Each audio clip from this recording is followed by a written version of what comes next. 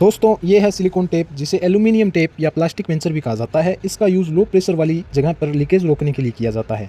Home use में घरों की छतों पर रखे जाने वाली टंकी, सिंक, प्लास्टिक बाल्टी की लीकेज को रोकने के लिए किया जाता है। एग्रीकल्चर यूज़ में पीवीसी पाइप, स्प्रे ढोलकी, डिग्गी के कागज़ की लीकेज को रोकने के लिए किया जाता है। इसे अप्लाई करना बेहद ही आसान है।